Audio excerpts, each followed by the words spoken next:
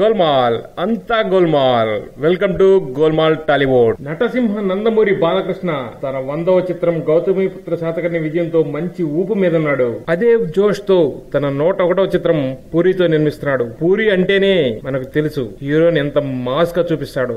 మన mass hero బాలయ్యతో puri cinema అంటే ఇక చెప్పాల్సిన పనే లేదు. ఎక్స్పెక్టేషన్స్ హై రేంజ్ లోనే ఉంటాయి. పోతే మొదట బాలయ్య తన 100వ సినిమాని కృష్ణవంశీ డైరెక్షన్ లో రైతు అనే సినిమా తీయాలని ప్లాన్ చేసుకున్నారు. ఈ సినిమా కథ బాలయ్యకి బాగా నచ్చింది. కానీ ఆ సినిమాలో ఒక ముఖ్య పాత్ర కోసం అమితాబ్ బచ్చన్ అయితే బాగుంటాడు అని సినిమా యూనిట్ అనుకుంది. బాలకృష్ణ కృష్ణవంశీ స్వయంగా వెళ్లి అమితాబ్ బచ్చన్ కి స్టోరీ వినిపించారు. అప్పుడు అమితాబ్ బచ్చన్ ప్రస్తుతం సర్కార్ 3 తో పాటు మరికొన్ని హిందీ సినిమాల్లో బిజీగా ఉన్నాను, డేట్స్ అడ్జస్ట్ చేయడం కుదరదు, తర్వాత చూద్దామని అన్నారట. అమితాబ్ బచ్చన్ డేట్స్ కుదిరిన తర్వాత ప్రాజెక్ట్ స్టార్ట్ చేద్దామని ఆ మూవీని బాలయ్య పక్కన పెట్టారు. ఇంతలో దర్శకుడు క్రిష్ చెప్పిన గౌతమిపుత్ర శాతకర్ణి కథ నచ్చి బాలయ్య తన 100వ సినిమాగా గౌతమిపుత్ర శాతకర్ణిని తీసి విజయం సాధించారు. ఇప్పటి వరకు డేట్స్ బిజీగా ఉన్నాయని బాలయ్యకు అవకాశం ఇవ్వని అమితాబ్ బచ్చన్ సడన్ గా ఒక మలయాళ సినిమాకి ఓకే చెప్పారట. ఈ విషయం బాలకృష్ణ కృష్ణవంశీ టీం ని ఆశ్చర్యానికి గురి చేసింది. బాలకృష్ణను అమితాబ్ బచ్చన్ లైట్ తీసుకున్నాడని సినీ వర్గాలు చెప్పుకుంటున్నాయి.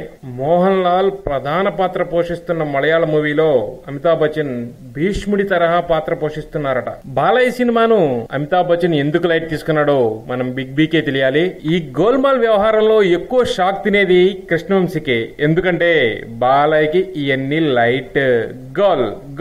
గోల్మాల్. మరిన్ని వీడియోస్ కోసం సబ్స్క్రైబ్ చేయండి గోల్మాల్ టాలీవుడ్.